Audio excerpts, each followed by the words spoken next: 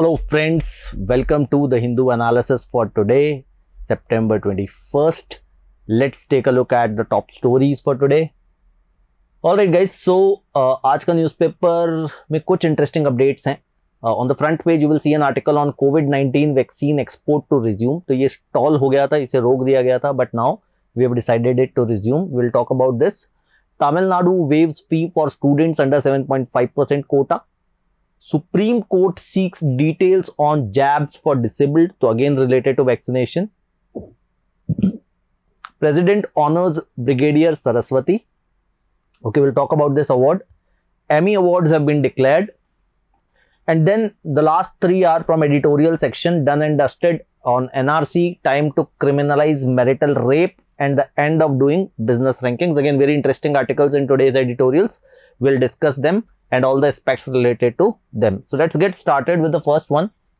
COVID-19 vaccines export to resume. So this has been announced by our health minister that India will resume the export of COVID-19 vaccines under its Vaccine Maitri program to fulfill the commitment towards COVAX. Now what is COVAX? It's a global initiative. COVID-19 vaccines global access. The idea is that we can accelerate the development and manufacturing of vaccines, as well as we can ensure that they are equitably distributed across the world. So COVAX aims to accelerate the development and manufacturing of COVID-19 vaccines and guarantee fair and equitable access for every country. It is co-led by Gavi Alliance, earlier Global Alliance for Vaccine and Immunization. Now it's called Global Alliance for Vaccines. Then the Coalition for Epidemic Preparedness Innovations, and of course WHO. UNICEF is its delivery partner. So under COVAX, India has decided to fulfill its commitments and has resumed or restarted the export of COVID vaccines. Okay, next update, again you will see this on the front page. Tamil Nadu waives fee for students under 7.5% quota. So what this means is that Tamil Nadu has a quota for government school students in medical and engineering colleges or in professional courses, which is 7.5%. अब इन students के लिए government ने क्या किया है कि government ने इनकी काउंसलिंग फी, ट्यूशन फी वगैरह वेव कर दिया है कि पहली बात तो आपको हम इंश्योर करेंगे कि आपको सीट्स मिले under the 7.5% reservation, and then we will also provide you financial assistance for the same. तो Tamil Nadu government will pay the counseling, tuition and hostel fees of government school students admitted to professional courses under 7.5% reservation. तो कौन से professional courses eligible है? काफी सारे हैं, जिनमें engineering आ जाता है, एग्रीकल्चर, फिशरी, लॉ आ जाता है. Government will spend about 250 crores on this scheme. तो देखो तमिलनाडु गवर्नमेंट में आप देखोगे ना, सोशल सिक्योरिटी के नाम पे Tamil Nadu government is very active. चाहे वो अर्बन एम्प्लॉयमेंट स्कीम हो, चाहे थोड़े टाइम पहले राइट टू सिट का बिल पास किया गया हो, तो government is doing a lot of welfare activities. देखिए नेक्स्ट अपडेट देखते हैं. Supreme seeks details on jabs for the disabled. तो ये बेसिकली सुप्रीम कोर्ट में एक पिटीशन फाइल की गई थी कि जो लोग डिसेबल्ड हैं, ठीक है, उनके लिए गवर्नमेंट क्या कर रही है. उनको कोविड-19 वैक्सीनेशन में काफी तकलीफ आ रही है because obviously the demand is greater than supply. तो उन तक वैक्सीनेशन कैसे पहुंचे? क्या वो लाइन में खड़े रहेंगे 2 घंटे 3 घंटे, ठीक है, उनको स्लॉट्स बुक करने में प्रॉब्लम्स आ रही हैं, उनको वैक्सीनेशन सेंटर्स तक पहुंचने में दिक्कत आ रही है. तो इन सबको लेकर के एक एनजीओ ने पिटीशन फाइल की और सुप्रीम कोर्ट ने सेंट्रल गवर्नमेंट से अपडेट मांगा है कि व्हाट आर यू डूइंग कि इस सेक्शन ऑफ सोसाइटी को इजीली वैक्सीन मिले. ठीक है. So if you look at it, a bench of Justice D.Y. Chandrachud and V.V. Nagaratna issued notice on a petition filed by Evara Foundation. What does the petition says? It basically urges the government to give preference to person with disabilities while scheduling vaccination slots. ठीक है. तो ये petition क्या government से appeal करती है कि जो लोग डिसेबल्ड हैं उनके लिए एक सेपरेट डेडिकेटेड हेल्पलाइन होनी चाहिए. उनको स्लॉट बुक करने में बेसिकली प्रेफरेंस मिलनी चाहिए ताकि उन तक इजीली वैक्सीन्स पहुंच पाए. Petition argued that protection for persons with disabilities is explicitly required under Right of Persons with Disabilities Act, or this is also a provision in Right of Disabilities Act, Right of Persons with Disabilities Act, जिसमें government should provide them with the protection. ठीक है. और supreme court ने एक और notice issue के और एक और सेक्शन ऑफ सोसाइटी के साथ ये प्रॉब्लम्स आने में कि जो प्रेग्नेंट मदर्स हैं या जो नर्सिंग मदर्स हैं उन तक वैक्सीन आसानी से पहुंच पाए, इनके लिए भी उन्होंने प्रोविजंस इंश्योर करने के लिए सेंट्रल गवर्नमेंट को कहा है. अच्छा, नेक्स्ट अपडेट देखते हैं. President honours brigadier Saraswati. So who is brigadier Saraswati? तो बेसिकली प्रेसिडेंट ने एक नया अवार्ड अभी दिया है इन्हें, इट्स नॉट नया अवार्ड बट ये अवार्ड अभी दिया गया है, फ्लोरेंस नाइटिंगेल अवार्ड। ठीक है, फ्लोरेंस नाइटिंगेल अवार्ड जो है वो नर्सिंग में सबसे बड़ा अवार्ड होता है। So national Florence Nightingale award was given to deputy director general of military nursing services brigadier S V Saraswati.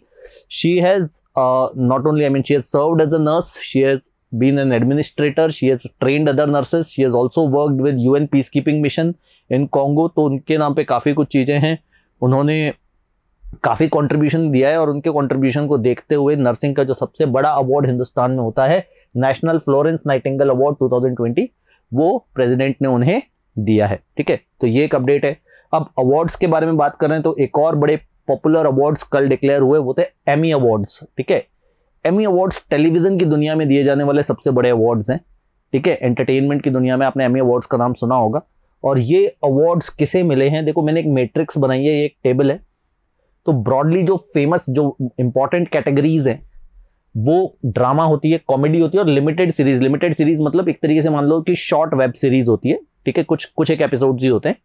ठीक है, तो ये 3 मेजर कैटेगरीज होती है। अब इनमें सबसे इंपॉर्टेंट आउटस्टैंडिंग सीरीज मतलब बेस्ट टेलीविजन सीरीज है तो ड्रामा में द क्राउन को मिले, क्राउन को इस बार ज्यादातर अवार्ड्स द क्राउन को मिले। कॉमेडी में टेड लासो और लिमिटेड सीरीज में क्वींस गैम्बिट को मिले। सिमिलरली बेस्ट एक्टर क्राउन के लिए जॉश ओकॉनर को मिला है, फिर टेड लासो के लिए जेसन सुडेकिस को मिला है और लिमिटेड सीरीज के लिए इवान मैकग्रेगर को मिला है और Halston. Outstanding actress Olivia Colman in drama, Jean Smart for comedy and Kate Winslet for Mare of Easttown. ठीक है, outstanding director in this case Jessica Hobbs. Again देखो, जो ड्रामा सीरीज में सारे अवार्ड्स द क्राउन को मिले, comedy series में जितने भी अवार्ड्स हैं वो हैक्स या टेड लासो को मिले, और इन केस पे देखोगे कि ज्यादातर जो है वो क्वींस गैम्बिट को लिमिटेड सीरीज में अवार्ड्स मिले हैं। तो ये एमी अवार्ड्स हैं जो टेलीविजन की दुनिया में दिए जाते हैं। और इसके अलावा देखो यूएसए में 4 बड़े एंटरटेनमेंट अवार्ड्स होते हैं। मूवीज के लिए ऑस्कर्स दिया जाता है, टेलीविजन अवार्ड्स एमी दिए जाते हैं, म्यूजिक के लिए ग्रैमी दिया जाता है और थिएटर के लिए टोनी अवार्ड्स दिए जाते हैं। ठीक है, ये प्रोमिनेंट 4 अवार्ड्स हैं, है ना। चलिए आगे बात करते हैं। अब एडिटोरियल्स की बात करते हैं। देखो कल मैंने आपसे एक बात की थी कि एक फॉरेनर्स ट्रिब्यूनल है असम में, जिन्होंने नेशनल रजिस्टर ऑफ सिटीजन्स जो असम में प्रिपेयर हुआ था एनआरसी, उसको फाइनल मानते हुए एक बंदे की सिटीजनशिप तय की थी। और उसी पर आज एक बड़ा इंटरेस्टिंग आर्टिकल आया है। देखो ज्यादातर फैक्ट्स में से हमने कुछ एक डिस्कस किए थे बट कुछ और भी फैक्ट्स हैं। तो uh foreigners tribunal in Karimganj district of Assam has basically pronounced that there is no doubt that the NRC published on August 31 is the final one। तो हमने कहा था कि ये सर्वे 2013 में सुप्रीम कोर्ट ने मैंडेट किया था, 2013 में शुरू हुआ, फिर 2019 में फाइनलाइज किया गया और उसमें out of 33 million 31 millions were considered as residents of Assam और 2 मिलियन जो थे, लगभग 1.9 मिलियन के आसपास की जो पॉपुलेशन थी, उसको आउट ऑफ द लिस्ट रखा गया था। बट इस पर पॉलिटिकल पार्टीज में कंसेंसस नहीं बन पाया था। So exercise left over 1.9 million from a list of 33 million applicants। पूरा प्रोसेस मॉनिटर किया था सुप्रीम कोर्ट ने और स्टेट एडमिनिस्ट्रेटिव मशीनरी ने पूरा प्रोसेस अंडरटेक किया था। बट पॉलिटिकल पार्टीज में इसको लेकर कंसेंसस नहीं बना। Political parties including the ruling party BJP alleged that कि कुछ लोग जो शामिल होने चाहिए थे वो शामिल नहीं हुए, कुछ जो नहीं शामिल होने चाहिए थे वो शामिल हुए। ठीक है, और देयर वर एलिगेशंस। कुछ लोगों ने कहा बंगाली हिंदूज को शामिल नहीं किया गया है, कुछ लोगों ने कहा बंगाली मुस्लिम्स को शामिल नहीं किया गया है। ठीक है, तो जो कास्ट पॉलिटिक्स है, रिलीजियस पॉलिटिक्स है, वो चल रही है। ठीक है, but the problem is, what is the problem? Post publication progress on NRC has been excruciatingly slow. NRC का ऑब्जेक्टिव क्या था कि जो इलीगल इमिग्रेंट्स हैं उनको डिपोर्ट किया जाए। ठीक है, लोगों को उनका रेजिडेंशियल सर्टिफिकेट दिया जाए और जो लोग बाहर से इलीगली बसे हुए हैं उनको डिपोर्ट किया जाए। बट यहां पर क्या हो रहा है, आगे का प्रोसेस मूव ही नहीं कर रहा है। Process has been excruciatingly slow. The issuance of rejection slips to those left out of NRC has not begun. तो बेसिकली आइडिया क्या था, एनआरसी के बाद जो लोग एनआरसी का हिस्सा नहीं होंगे उनको रिजेक्शन स्लिप्स दी जाएगी, वो प्रिंटिंग का काम अभी तक शुरू ही नहीं हुआ है। ठीक है, तो अब गवर्नमेंट्स क्या डिमांड कर रही है, वो कहते हैं दोबारा से एनआरसी करवाओ। अब पहली बात तो एनआरसी अपने आप में बहुत कॉस्टली एक्सरसाइज है, एक बहुत टाइम कंज्यूमिंग एक्सरसाइज है। पहली एक्सरसाइज 2013 में हुई थी, अब जाके 2019 में जाके डेटा पब्लिश हुआ, वो एक्सरसाइज दोबारा करवाएंगे। और वो एक्सरसाइज करेगा कौन? वही स्टेट गवर्नमेंट, वही स्टेट एडमिनिस्ट्रेटिव मशीनरी जिसने पहले किया था। तो क्या गारंटी है कि इस बार सब लोग सेटिस्फाइड हो जाएंगे? ठीक है, तो ये क्या कहते हैं, registrar general of India should notify the NRC. NRC को लीगल स्टैंप दे देनी चाहिए और फिर एक अपील्स का प्रोसेस शुरू कर देना चाहिए कि अगर किसी को इस इश्यू में प्रॉब्लम है, किसी को लगता है कि वो बेसिकली वो एक राइटफुल सिटीजन है और लिस्ट में उसका नाम नहीं आया है, तो he can appeal, but we should give it a legal stamp. Okay, अच्छा, अब देखो बड़ा इंटरेस्टिंग ये आर्टिकल आया, time to criminalise marital rape. तो अभी 2 हाईकोर्ट के डिसीजंस आए जिसके बेसिस पर ये आर्टिकल आया, और बहुत इंपॉर्टेंट आर्टिकल है, बड़ा अच्छा आर्टिकल है, आप लोग जरूर पढ़ें। ये क्या कहता है, the recent judgements of 2 high courts have made headlines. एक तो केरला हाई कोर्ट है, एक छत्तीसगढ़ हाई कोर्ट है, दोनों ने अलग अलग डिसीजंस दिए, मैं उन दोनों के डिसीजंस के बारे में बात करूंगा। तो neither of the courts delved into the constitutionality of marital rape. ठीक है, किसी भी जजमेंट में कॉन्स्टिट्यूशनैलिटी के बारे में बात नहीं की है, but in constitution there is something called exception 2 to section 375 of Indian penal code.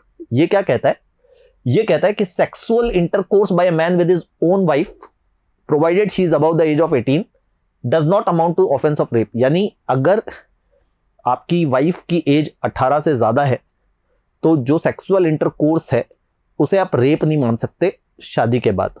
ठीक है, अब इसको लेकर के 2 अलग अलग पॉइंट ऑफ व्यू 2 अलग अलग हाई कोर्ट्स में निकल के आए। कॉन्स्टिट्यूशन तो ये कहता है, इंडियन पीनल कोड ये कहता है कि सेक्शन एक्सेप्शन 2 के तहत कि sexual intercourse between a man and women if the wife is above the age of 18 then that sexual intercourse can not amount to the offence of rape. ठीक है,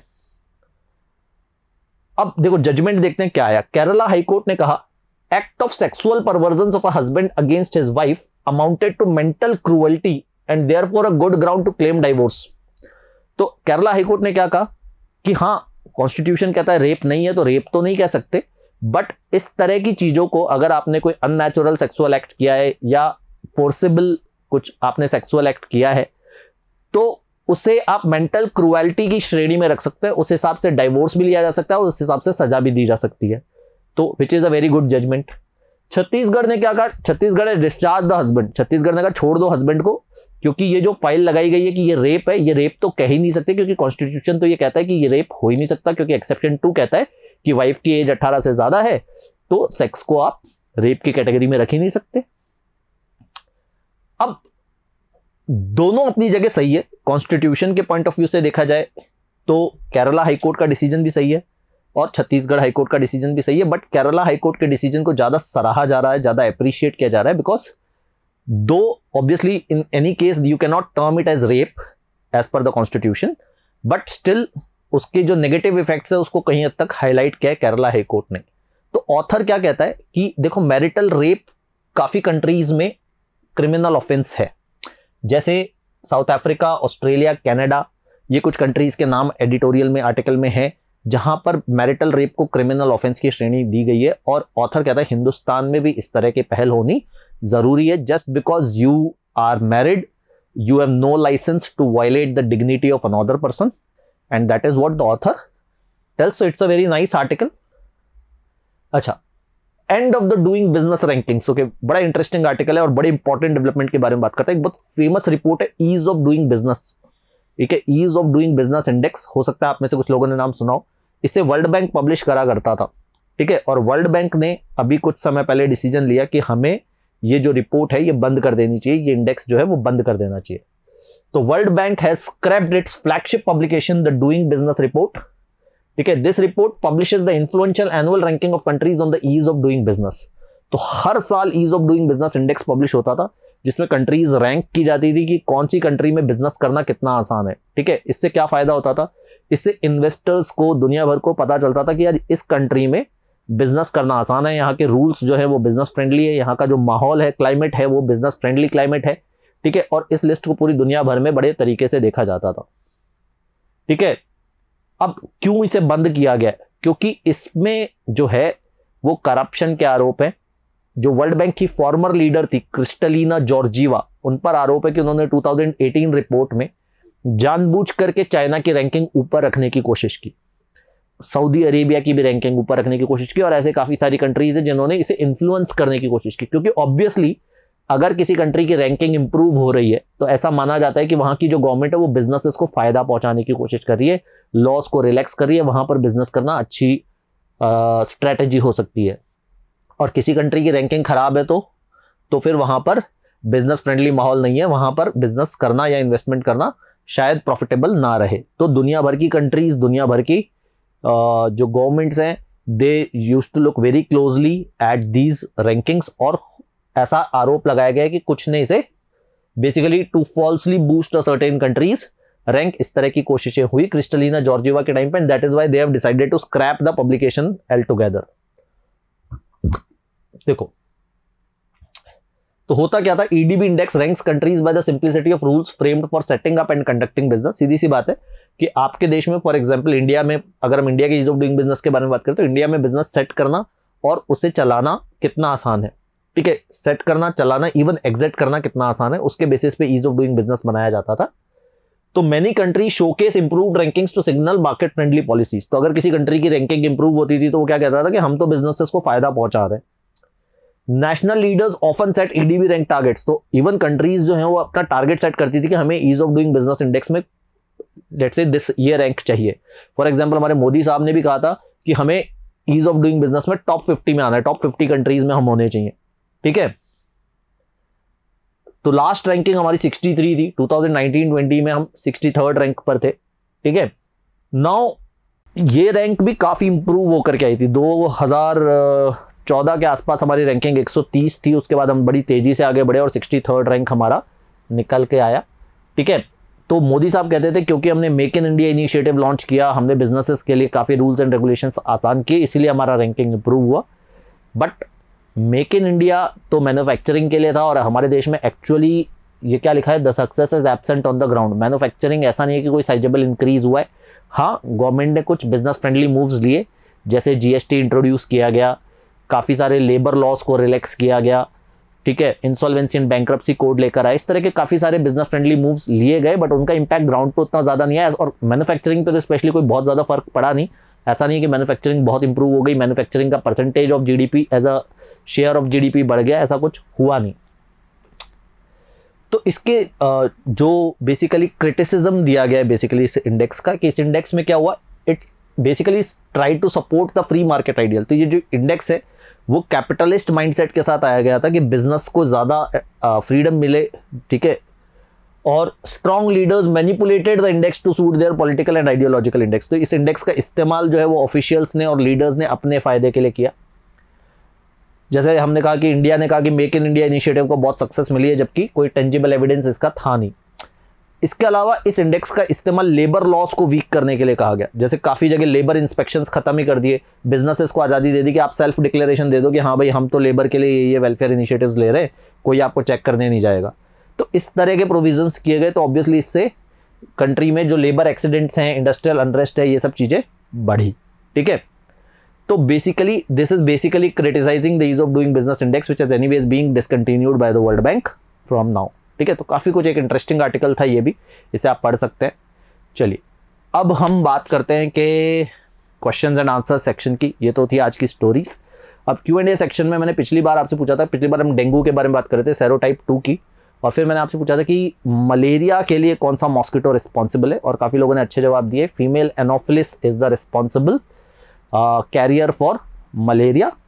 अब आज क्वेश्चंस बात करें, आज अवार्ड्स के बारे में बात कर रहे थे हम, एमी, ग्रैमी, ऑस्कर्स, टोनी, ठीक है। तो आप क्या मुझे बता सकते हैं कि इंडिया कौन, the first Indian to receive an Oscar award, पहले इंडियन जिनको ऑस्कर अवार्ड मिला था वो कौन थे, ठीक है। अगेन आप कमेंट सेक्शन में अपना आंसर दे सकते हैं। I will see to it and respond to you tomorrow, and will come up with more stories. Till then take care, good bye and keep reading.